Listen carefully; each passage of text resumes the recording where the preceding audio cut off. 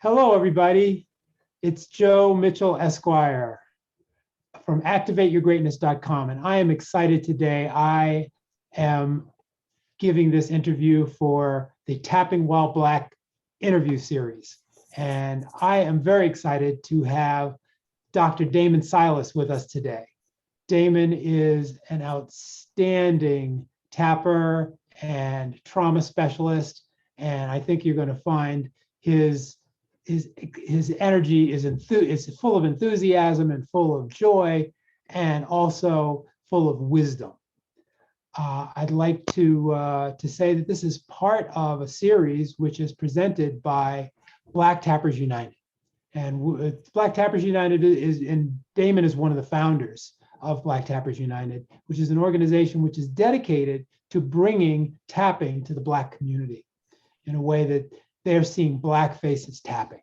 And we are excited about having more people of color learning these very powerful methods that will speed the recovery from trauma, from stress, from any sort of racial divide, anything that can get in your way of being your best self.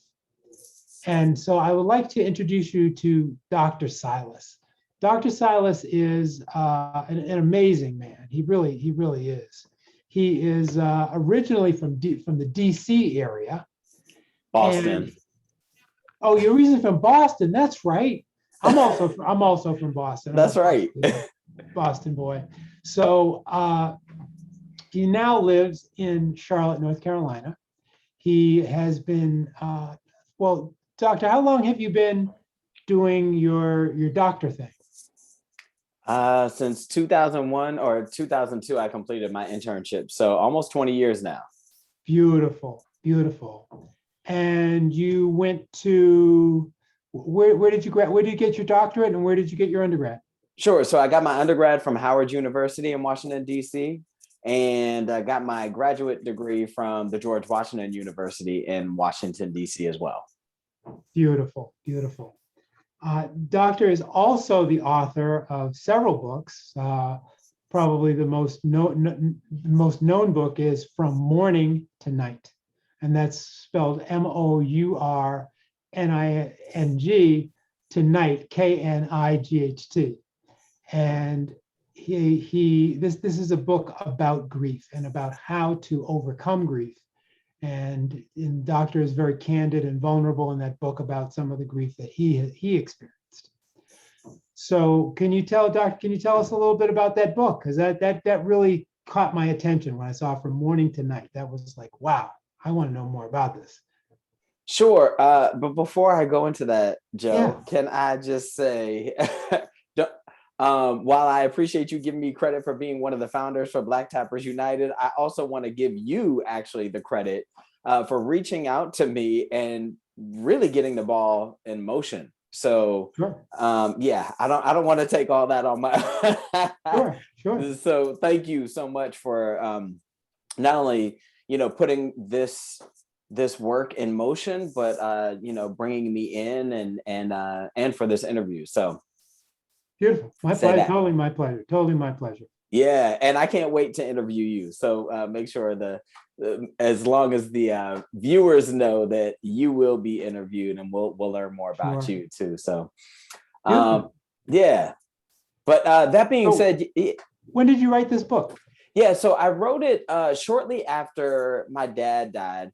I actually, so he died in 2012, and when he died, like before he did, when he was alive, and he always used to tell me, son, you need to write a book or write about your experiences.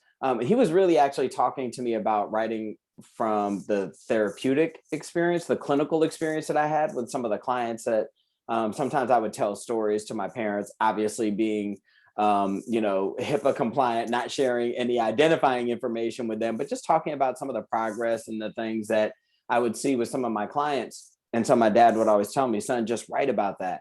And so from the moment that he died, I wanted to record what it was like being by his side as he died. And he actually suffered from Alzheimer's for several years before passing away. And so I wanted to document that. But then at some point it morphed into just almost like a journal entry, where I started writing about the various losses that I experienced. And I didn't even set out to write a book. It was more just like getting my thoughts and feelings out on paper. And at that time, I also was kind of in between different jobs. So I was doing a lot of contract work with the military. So there were periods of time where I wasn't actually contracted to do any work. So during those moments, I would just write. I would sit at my computer and type and type and type until it morphed into this book. And the underlying theme of everything was loss and grief, as you stated. And I kind of presented it to some friends that I was writing a book. I was kind of joking though, because I was like, I don't know if I really want to write a book and or put my story out there, because as you made reference to it, it was a very vulnerable thing for me, a scary thing for me to talk about some of the things that I do in the book. And when they said do it, and when they said I know somebody, or I too myself have gone through some losses, and they started opening up and sharing more about their experiences, or family members or loved ones experiences, to me it was that sign to move forward and put the book out. Yeah, beautiful, beautiful. Yeah. Well, I really appreciate it. And so you've written another book too, right? I have. I have. And interestingly enough, it's written very similarly to to your book in that style. But yeah, so it's called What's Your Action Plan? 6 Powerful Ways to Get Unstuck in Your Life Now. And really, I came up with that book after going around and speaking to different groups about my first book, and people wanting to know what they could do, right? So the first one is more like a memoir. It's my story. But I wanted to be able to give the listener, the reader, whoever was ingesting this information, I wanted to be able to give them tangible tools that they could use in their journey to get unstuck. Because what I saw was every time I experienced loss, there was still some sort of movement. And even if there wasn't, there was rest, right? There was intentional rest, but also there was also something that I made sure that I continued to do. And so I wanted to put it together in this action plan, which is an acronym.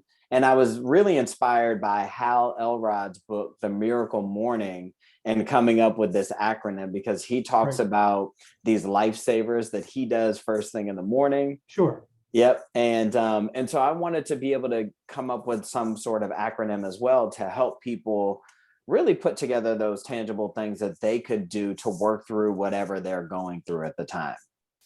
And what's the acronym? Oh, yes. Sorry. So it's action.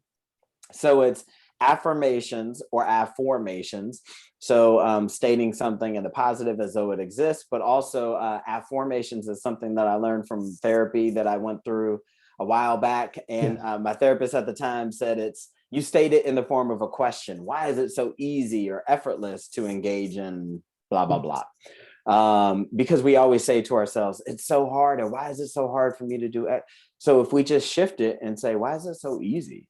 Right. So affirmations are affirmations. The C is for creativity. So engaging that creative part of your brain in whatever way works for you.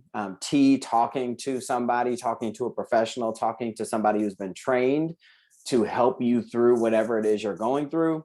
The I is for introspection. So doing that internal dirty work, right? Like that insightful work that for me led me to the years of therapy that I went through, because I knew I needed to let go of what needed to be let go of so that I can open up and be my more authentic self.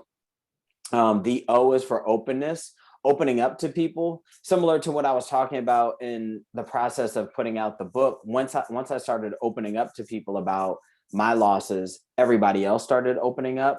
And so it's about being vulnerable, but also not being an oversharer, because we know those people in our lives. And then the N is for nowness. So practicing being in the now. So whether that's meditation, mindfulness, but just really bringing ourselves back to the present moment, because In a nutshell, and this is really cursory, but depression is more about kind of what happened in the past, and anxiety is more about a fear of what might happen in the future. And so being present in the now really helps us just work through those things.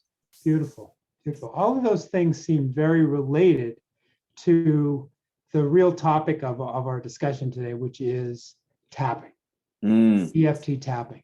Mm-hmm. You know, it seems like those it just forms a really nice web, a nice they complement each other very well. So, can you tell us a Absolutely. little bit about what is this thing called EFT tapping, and why should we do it? Yes. Yeah. Well, ooh, I get excited about this, Joe. So EFT tapping is emotional freedom techniques. And it's called tapping because we are literally tapping on different acupressure points on our bodies to bring a sense of calm and relief and relaxation to our brain that otherwise, when stressed, when overwhelmed, is going off. It's like an alarm system that is constantly going off. And so what we want to do is calm that part of the brain, which is called the amygdala. And when we do that, we can then think differently. We can process things differently. We can look at life from a more clear lens. And we can start to resolve the things that might still be there for us. And one of the things that, or one of the ways that I came across this was I was actually doing a lot of trauma work when working with the military. I was working on a small base just south of DC for 3 years, and I was part of the PTSD, or post-traumatic stress disorder, which is now post-traumatic stress. I think they took the D away.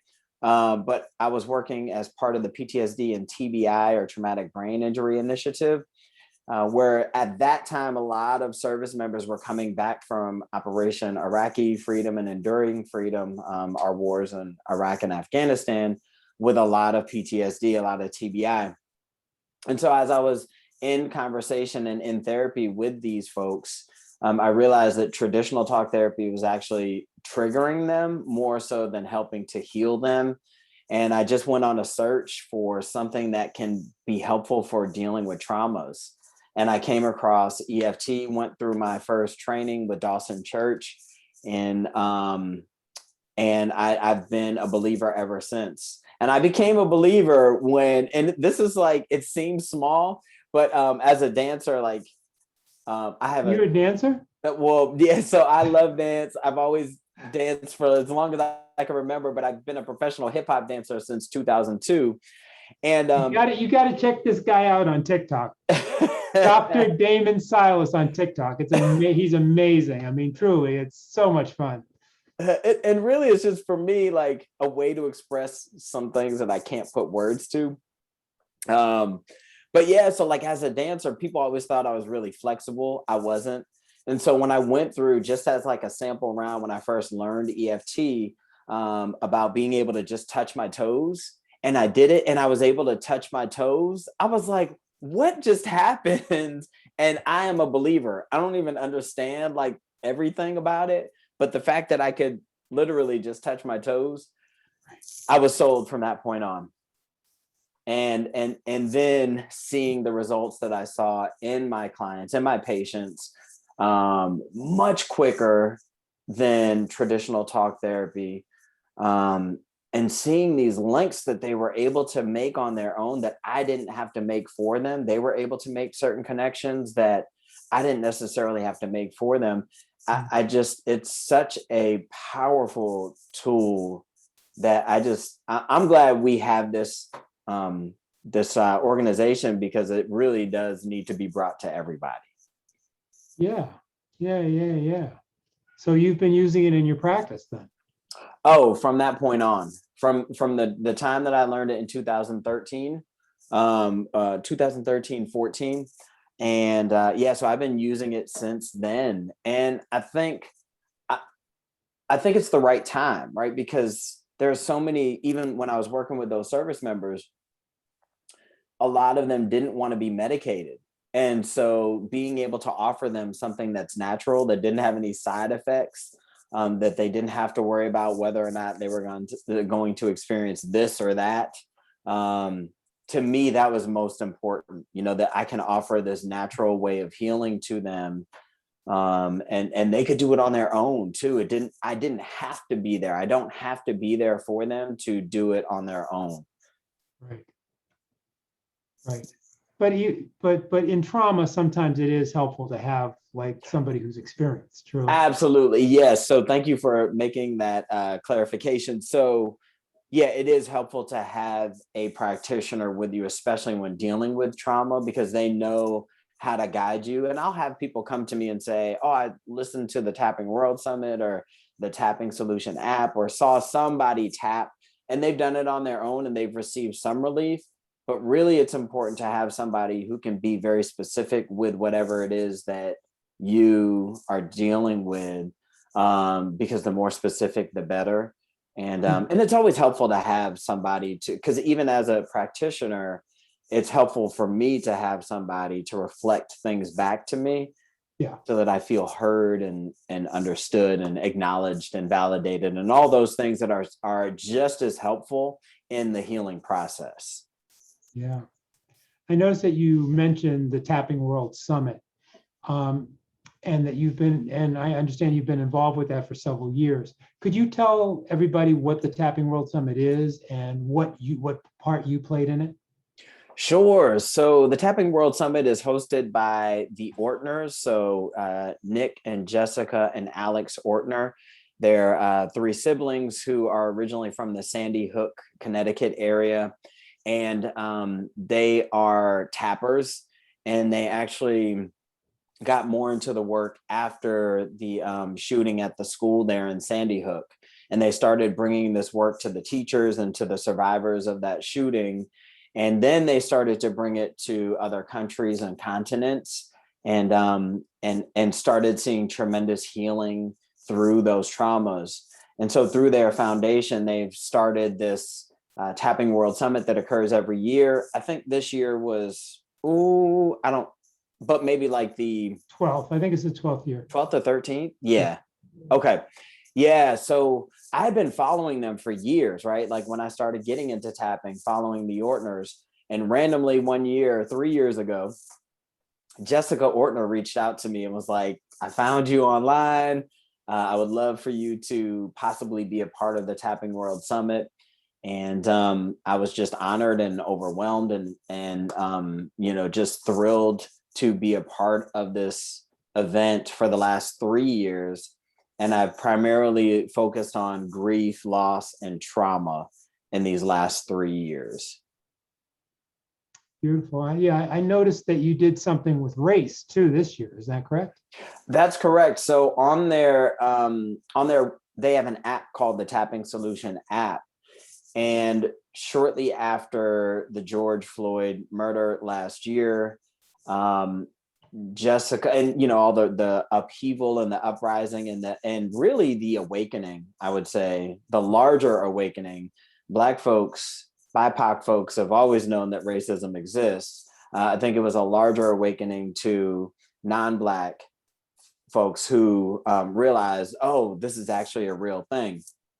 And so as people were processing and going through whatever it was they were, Jessica reached out to me again and said, hey, we want to have and uplift a Black voice, but also support those listeners who are Black and brown and indigenous and people of color who we want to be able to provide that service for them. And they asked me if I could put together this racial anxiety tapping meditation.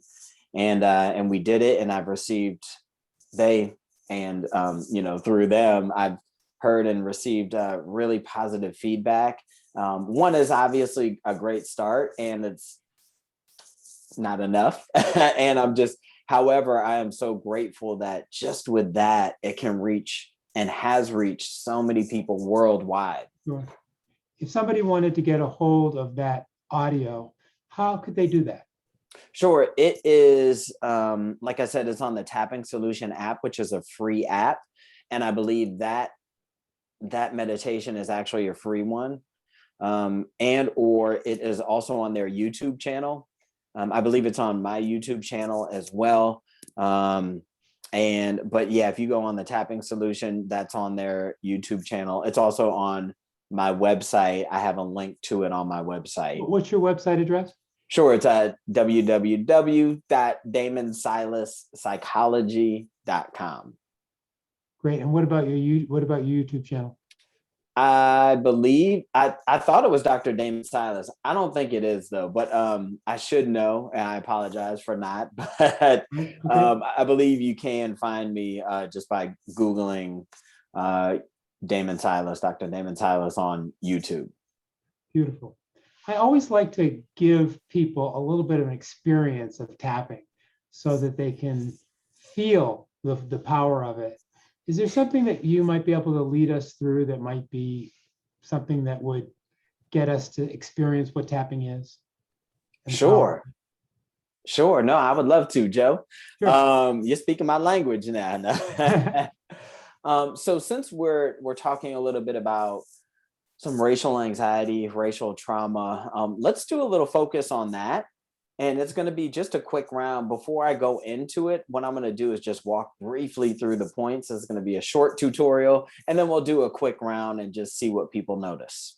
Okay, great. All right. So what we do is we're going to tap on the side of the hand right here, right near the pinky. It's the soft, fleshy part of the hand. And we're just going to literally tap right there. Yep. Awesome. And you can do right or left side on this. It doesn't matter. There's no wrong way to do it. When I tap here, I'm just going to say a statement 3 times. It's not because I forgot the first and second time. It's just part of the formula. And all you have to do as you're following along is just state those things either out loud or to yourself. So after that, we're going to tap on the inside of the eyebrow where it meets the bridge of the nose. Yep. And again, you could do right, left. It doesn't matter as long as you're stimulating one point. And then outside the eye, just on the bone right there. You don't want to go as far out as the temple. Yeah. So you're just right there. And then underneath the eye on the bone again. Yep. Awesome. And then underneath the nose. Right here, and then underneath the mouth on the fold of the chin. So you don't want to go too far down. It's just the fold right there, kind of the indentation. Yep. And then we're going to go to the collarbone. So it's, if you take where the ball of the collarbone is, it's kind of midway between there and the shoulder, just underneath the clavicle or that collarbone right there. And you can cross over, or I like to cross over just to get both sides of the brain talking to each other, but really whatever's easiest for you. And then we're going to go midway under the arm. And it's just like right there. Yeah. And I kind of do open hand. Some people do like a duck fingers, but it's just underneath the rib cage or on the rib cage there. Good. And then I go to the top of the head, the crown of the head right there. Now, some people might start there. I actually like to end there, but it's really just, practitioner's choice, person's choice. Sure. Yep. And then we're going to take a deep breath in and let go and see what you notice. And in this work, whatever you notice is perfect. Thoughts, feelings, sensations, memories, whatever comes up is what's needed for your brain's healing. So just let it happen. So I'd invite folks to think about,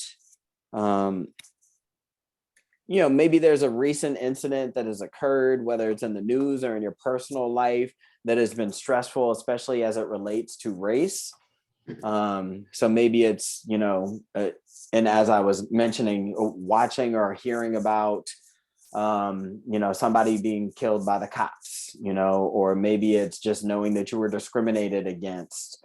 But thinking about that, and what you want to do is you want to rate it on a scale of 0 to 10, 0 being non-existent and it has no emotional charge to it, to 10 being extremely high emotional charge. So if you can try to pick something between like a 5 and 7 right now, we don't want to go too high just yet. We're not jumping in the deep end, but just thinking about something that might have some moderate charge to you. And then as you think about that, just notice where it is in your body. And sometimes our emotions show up in our body. Not sometimes, our emotions do show up in our bodies. It's just learning how to tune into it. So when I ask that question, sometimes people notice it in their chest, their stomach, their head, as a thought, maybe in their extremities. So whatever comes up for you is perfect. I mean, And could I think about George Floyd? I mean, would that work? Sure. Sure. Because that one gets me, when I that there's a picture and suddenly I'm like, It's the image. Yep. Yep. Yeah. So, Joe, can I use yours as the example? sure, absolutely. You there? Yeah, I'm here. Uh-oh. Okay, you froze up for a second. Okay. So I asked you if I could use yours as an example. Sure. Okay. Sure. Awesome. So let's go ahead and just start by tapping here.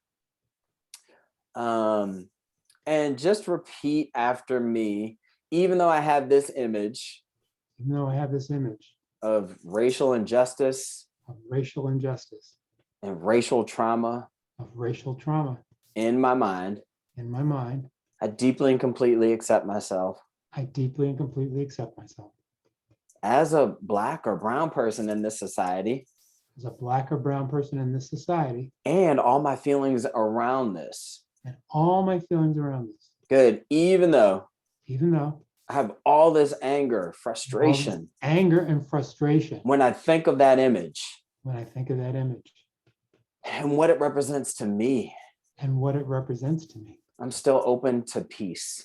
I'm still open to peace.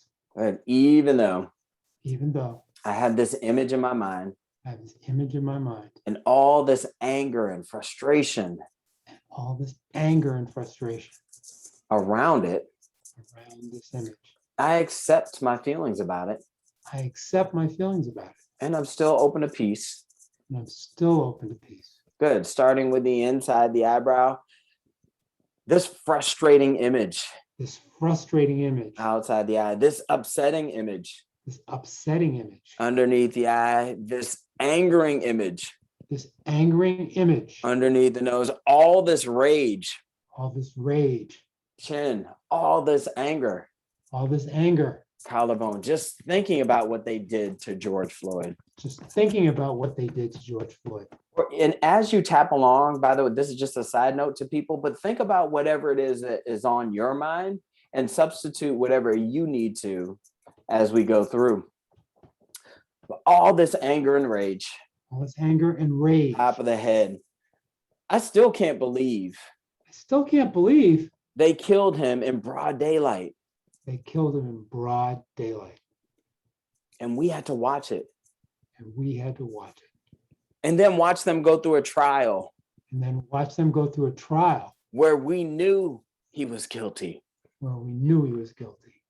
We knew Shogun was guilty. We knew Chauvin was guilty. We were dragged through it again. Dragged through it again. All this anger, All this anger. rightfully so. And rightfully so. Who wouldn't be angry? Who wouldn't be angry? We are tired. We are tired. I am tired I am tired of watching images of watching images of people who look like me people who look like me being killed, being killed, being hurt, being hurt, being maimed being maimed by those who are supposed to protect us. by those who are supposed to protect us. Yeah, right. Yeah, right. We're clearly on our own. We're clearly on our own. So rightfully so, So rightfully so. I have this anger. I have this anger. What do I do with it? What do I do with it? Where do I put this anger? Where do I put this anger? How do I direct this anger? How do I direct this anger? Anger is just information. Anger is just information. Nothing bad about it at all. There's nothing bad about it. It's actually good. It's actually good. Good fuel It's good fuel to do something about it. to do something about it.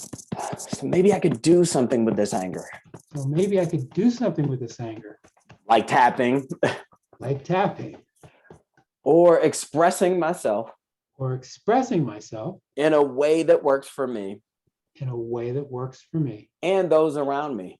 and those around me.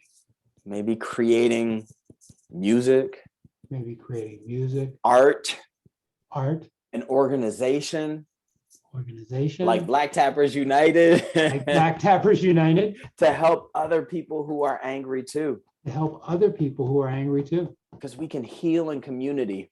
Because we can heal in community. We can heal by sharing We can heal by sharing our pain, our pain, our anger, our anger, our frustration. our frustration. It can be healing. It can be healing. It's just finding the right tools Just finding the right tools to let it go. to let it go. And I'm choosing to let it go And I'm choosing to let it go in a way that works in a way that works for me for me and everyone around me. and everyone around me. I don't have to stay with this anger. I don't have to stay with this anger. I don't have to be stuck with it. I don't have to be stuck with it. I can do something about it. I can do something about it. And I'm choosing to do something about these feelings I'm choosing to do something about these feelings. as a Black person in this country. Black person in this country. Good. Take a deep breath in and letting go. And for me, sometimes I like to shake out after I do a round just to get it out of our bodies, right? Because those emotions live there. So, Joe, what do you notice now as you reflect back on where you were when we first started, where that number was and where it is now? I just feel a lot lighter. I feel like I'm not as tight, and when I imagine that scene, it's more neutral. To see the scene and not to get all like angry about it. I can just be more neutral about it and more relaxed. Yeah. Which makes a difference. Wow. Yeah, that makes a huge difference. And and as you said that, it reminds me of the story of like somebody who goes in to defuse bombs, and let's say there's a story of there was a bomb attached to a school bus and somebody's angry about it. Like, I can't believe that somebody would attach the bomb to a school bus, but we would not want that bomb diffuser to be angry too as they go and defuse that bomb, right? We want them to be calm, cool, and collected so that they could do what they need to do to resolve that issue. And I think that's kind of what I'm hearing from you is like, when I think about it, I can be calm or calmer about it. And then I can do something different with this anger. Yeah. Or for some people, maybe anger shifts to compassion or sadness. Right. And so just noticing what happens. So. Well, thank you very much, Damon. I really appreciate your going through that tapping. And I think anybody who stayed with us can notice the difference in their feelings and in their body. Is what tapping does for you. Mm-hmm. And this is not a full tapping procedure here. And I really urge you to, if you need to, if there are some major trauma issues around George Floyd or around any of this whole issue of racial inequality, that you see someone like Damon. And Damon, if anyone wanted to get in touch with you, what would be the best way for them to do that? Sure, they could reach out through my website. I have a link to my email there. So again, that's DamonSilasPsychology.com, or direct email is Doc D Silas, and that's DOCDSILAS @gmail.com. Beautiful, beautiful. I think that, if you are struggling with some psychological issues, it doesn't necessarily have to be around race, but any sort of trauma issues, Damon is the expert to go to, and he's fun to work with. And I think you'll really get amazing benefits out of working with him. Thank you, Damon, Joe. I want to really thank you for this, and thank you for your effort to bring tapping to the Black community, because I think that that we need to have more Black people know about this tool that really powerfully can release our trauma. That's right. I've used it, for many years, and I find that it's just so effective for me. Absolutely. In so many different areas. Yeah, it's not just for trauma. It's really like Frank's Red Hot. You can try it on anything and notice results. So yeah. And Joe, like I said, I thank you for just for bringing this organization of folks together, and for continuing to spread the word about the importance of bringing healing to the Black community in a way that's accessible. So thank you. Great. Well, I want to thank you on the behalf of Black Tappers United. I want to thank everyone for watching this and invite you to watch all of the other Tapping While Black interview series. This is for us to learn how we can empower ourselves and be our best selves. So thank you very much for watching, and have a wonderful, wonderful day, evening, or whatever time this is for you. Thanks for watching. That's right. And thank you, Damon. Thank you for being here. Thank you, Joe. And don't forget to check Damon out on TikTok. He is hilarious. You will have so much fun. Dr. Damon Silas. Yeah. All Thank right. you, Joe. Thanks a lot. Take Thank care. you all.